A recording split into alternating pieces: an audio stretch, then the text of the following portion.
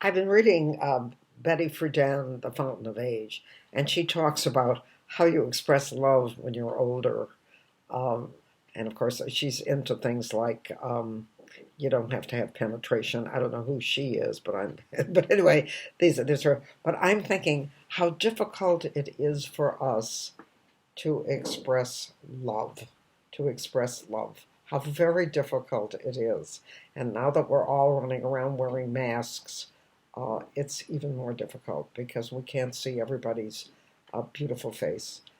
And I think every face is beautiful. That's probably probably because I have cataracts. Not really. I think every face is beautiful, and an expression is some of the most is the most beautiful way that we have to communicate. So I'm thinking of the ways that I have experienced love uh, that have been utterly gorgeous, and one of them is a story I tell about my roommate in college. Her name was Ginger Livingston, and she was an only child, and she had lived with her wonderful mother and her Aunt Tootsie, but alone. Her mother, I never understood why Ginger was brought up without a father. I think he must have died almost immediately after she was born or before she was born. But whatever it was, her mother was a single mother at a time when almost no one was, because Ginger was my age. So that means she was born in 1933, but they kept her pretty well cloistered at home with no outside contact. And in those days, we didn't send children to daycare, which I happen to believe in, because people say they're so little they can't explain what's wrong. They can't explain it when something isn't right. So we didn't do that. So when Ginger was about 4, they finally took her outside to they took her to a birthday party, and she was so excited to see another child that she wanted to express her immense love for this child. So she bit her. She she bit her, and of course they had to take her home, and she didn't understand why she didn't get any cake. But it's an example of how love within us is so overpowering that we don't have a verbal way to express it. And Ginger, when she was, I think, 4, 3 or 4, just couldn't explain how excited she was to see another human being, another child her own age. And so she did what she did with when she saw food that was delicious, she tried to eat it. And I think that's gorgeous. But one of the other ways that I have seen love is when I had a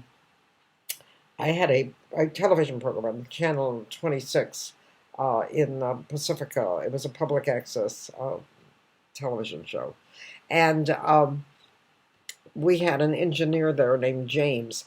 James was a year older than I. Is that possible? And was an alcoholic, a recovered alcoholic, who still went to meetings, and I really loved that. He'd been a recovered alcoholic for something like 20 years, but he still went to meetings because he said those are the only people that really understand me. And James and I had a very interesting relationship. I would have him over for dinner, but not very often.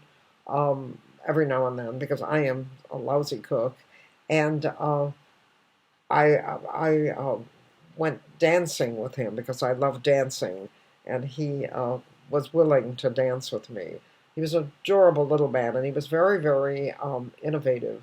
He started a new career as an engineer at the TV station when he was in his 70s, because I met him when I was in my 70s. So and he was older, so he was in his 70s. But because I have osteoporosis, I've lost many inches in my height. I used to be 5'2.5", and now I'm 4'10". And when I would interview people on my television show, I would sit there and I would look like a pygmy next to people that were of normal height. And everybody used to laugh about that. And I remember that James just sort of listened and listened. And then the next time I came for my program, to record my program, there were 2 pillows on the chair so that I would look like normal height. And that to me was one of the most beautiful expressions of love that I have ever had.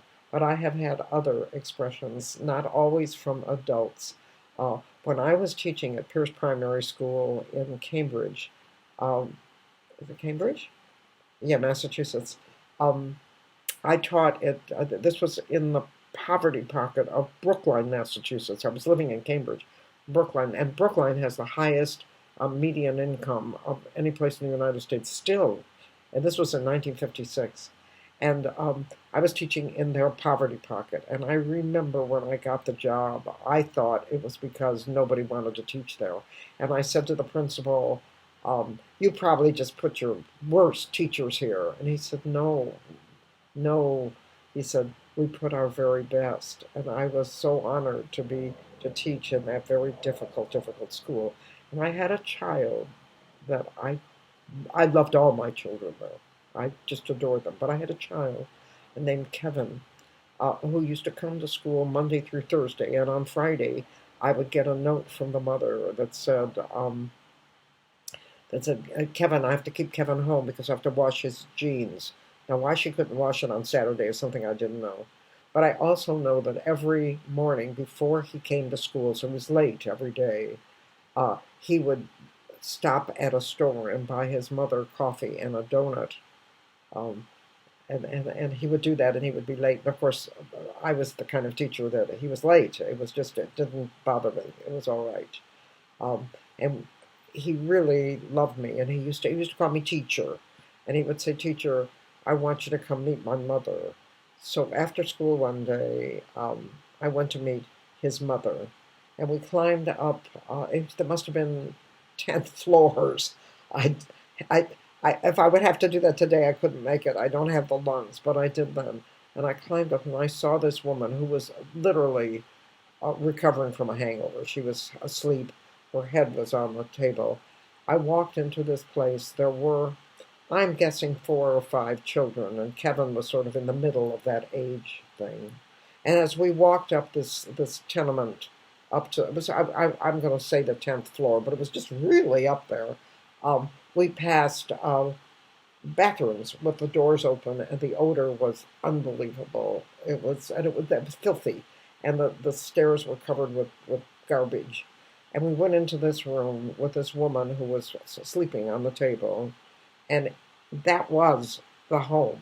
There was no bedroom. There was no bathroom. The bathroom was down the hall.